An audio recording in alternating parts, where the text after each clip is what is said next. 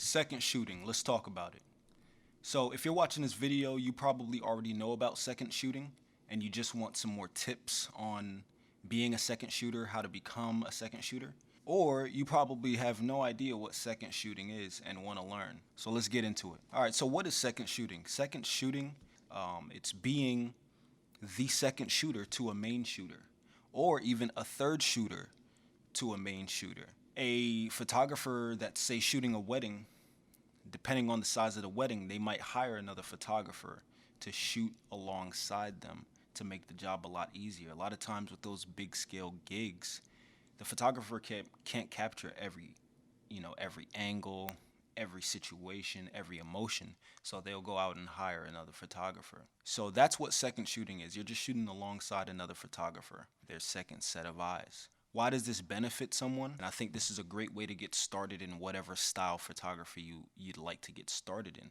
So for instance, if I'm wanting to get into weddings, that market is pretty hard to just hop into. There's not always a wedding going on. It's word of mouth. You have to have a pretty built up portfolio to just hop into weddings or to just to get booked with weddings.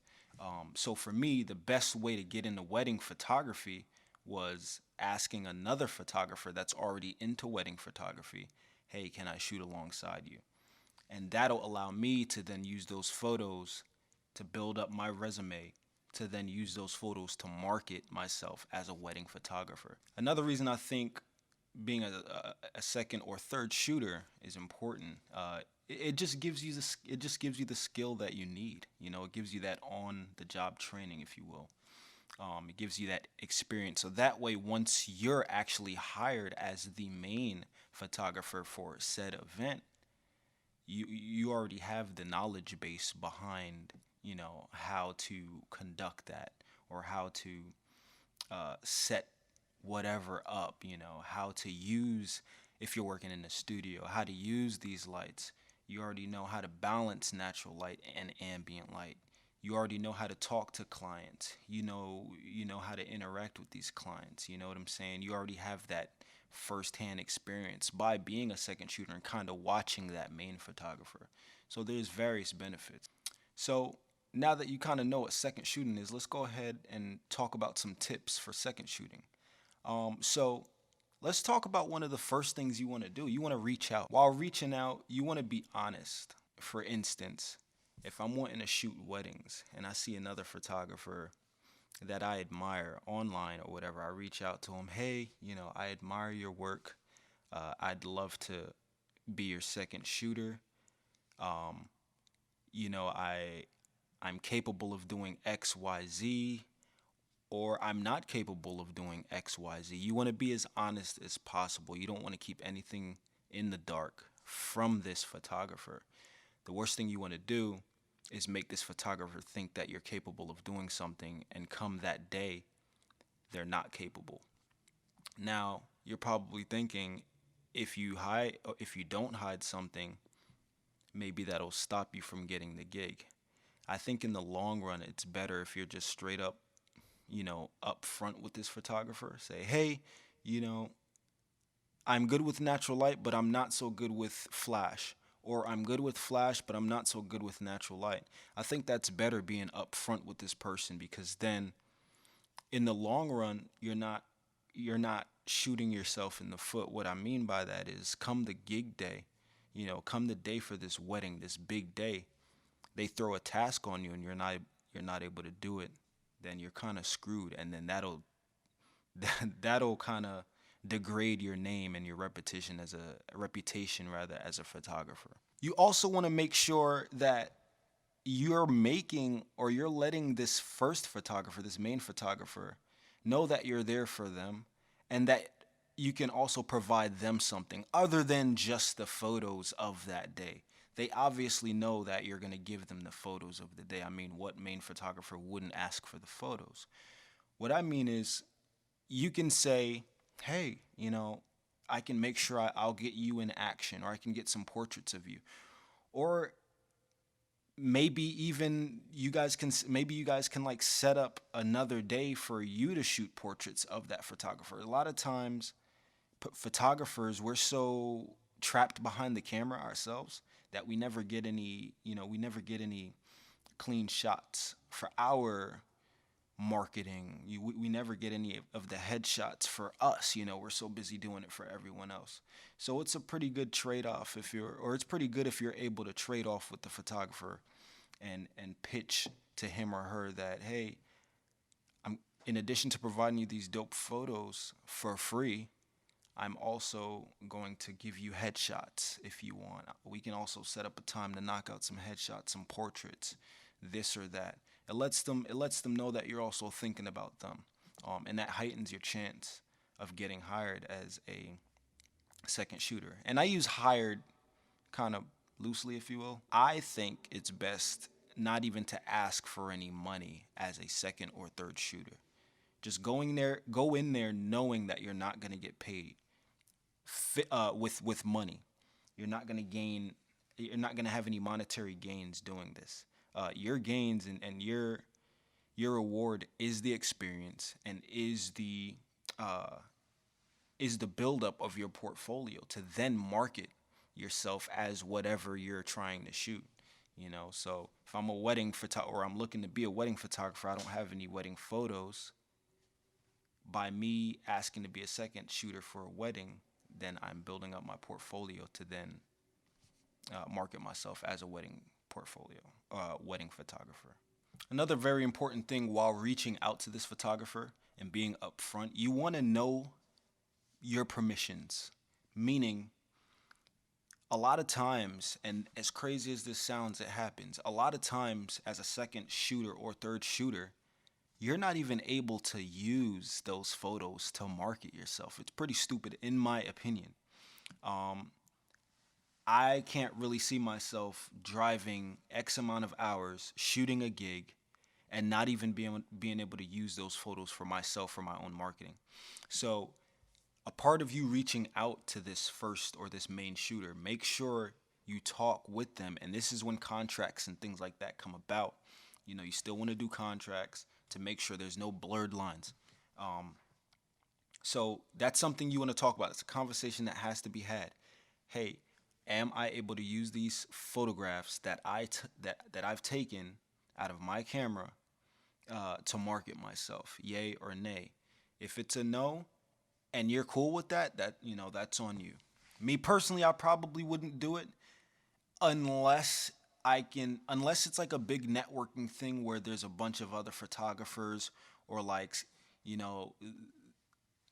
I can manifest a future, big time gig out of doing this, and the experience is what I'm capturing. That's probably the only time I'll personally do that. Other than that, I kind of would stay away from things like that.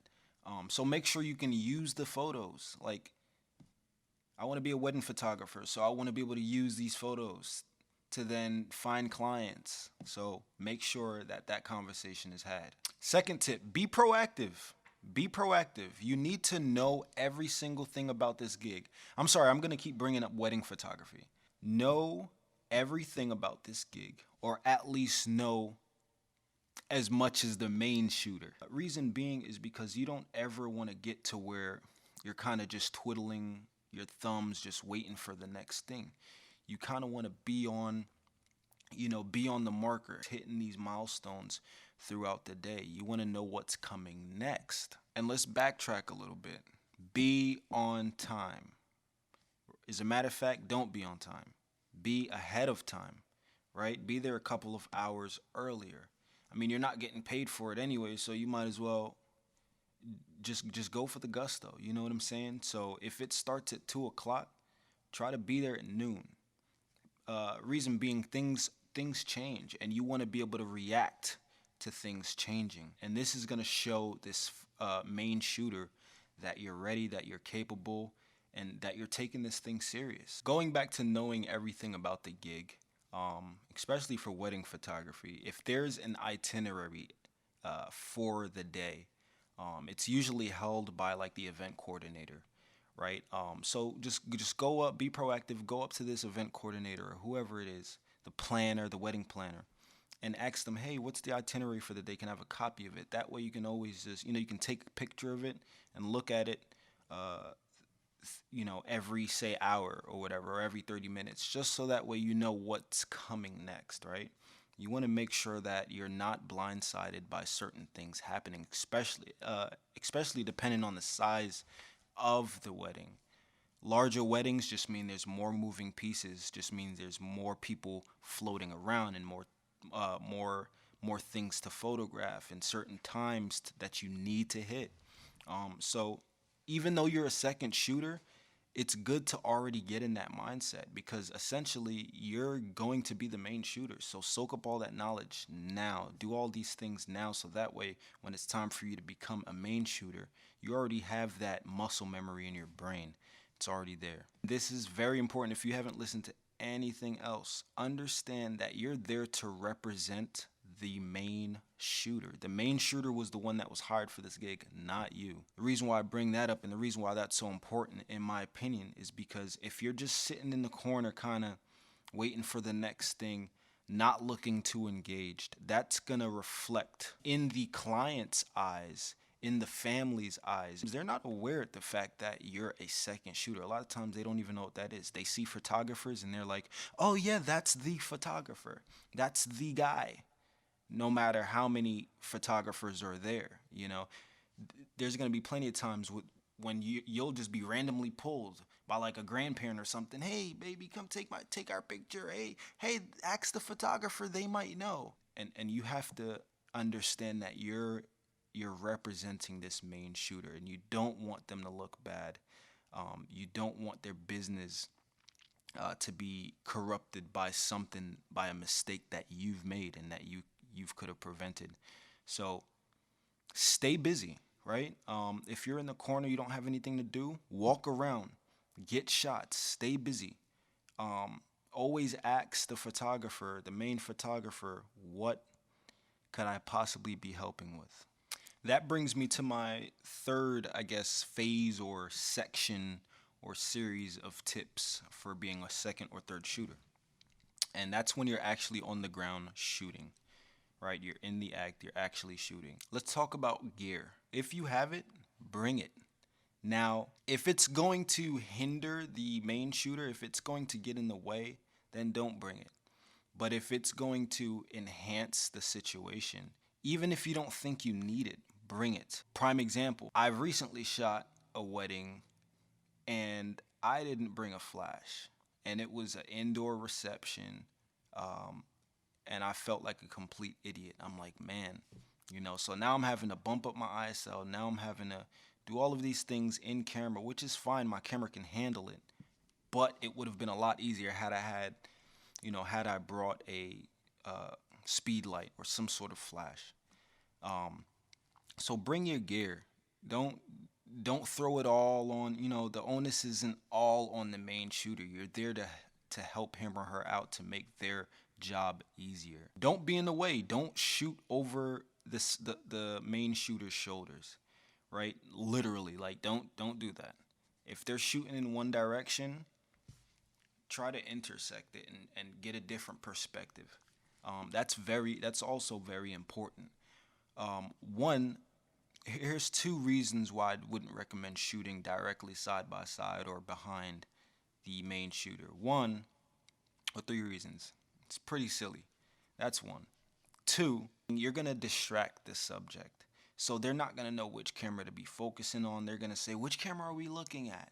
So especially if it's a group shot, you're going to get a couple of people looking at this camera and a couple of people looking at that camera. So if your main photographer is assembling a group, just get away, find a different perspective, shoot. And another thing that I'm going to throw in there, now that we're talking about that, a lot of times the main photographer is going to be doing the posy shots, right? That's your time to get in there and do the candid shots, the in-betweens, the stuff that will be put in this photo album if they're making a photo album for the clients, and stuff that the family can laugh at later on down in life. Like the candid photos. So it's your job to capture those, because a lot of times the main photographer is trying to capture the checklist shots. You know what I'm saying? Okay, we've got the cake. Okay, we've got them walking down the aisle. Okay, we've got, the first dance. We've got the band, we've got this, and we've got that. That's a lot of time. That's what the first photographer is. The first shooter is going to be shooting those main staged almost shots. And in between that shutter of him and her taking those stage shots, then you can get, the laughing, and then you can get the reactions. Um, so always think differently. Think outside the box. Don't trail the photographer. Be aware of what the main photographer is doing, and then do something different. And you also don't want to get the same perspective. It's just going to look exactly the same as the main photographer. So get a different perspective. And lastly, stay for the entire session. You don't just want to leave. In my opinion, I think that's unprofessional. Stay for the entire thing, no matter how long it is. It's going to show dedication to that photographer. It's going back to the whole, hey, you're here to represent the photographer. I like to look at it like this. As far as who you're representing the photographer in the eyes of the client, but you're representing yourself in the eyes of the photographer, in the eyes of that main photographer you're shooting for. So if you just up and leave, oh, I've got my shots, I can leave now, your chances of being hired or even referred is now very low. So you don't want to shoot yourself in the foot by doing something like that. Stay there for the entire thing, even if it's a long stretch. Just do it. You never know the future opportunities you might be manifesting just by going the extra mile. So I hope you guys enjoyed that. Hopefully it wasn't too long for you guys. It's a lot of information, but it's good information in my opinion. It works for me. It worked for me, and it's still working for me. Go out and shoot. If you have any second shooter tips, maybe something that you've done, you've experienced, or something you've watched and want to apply, just shoot it down in the comment section. Let's talk about some stuff. Subscribe, like, comment, give me some feedback, and enjoy your day. Go out and shoot. Jamaican Winston there. That me I try to tell you now.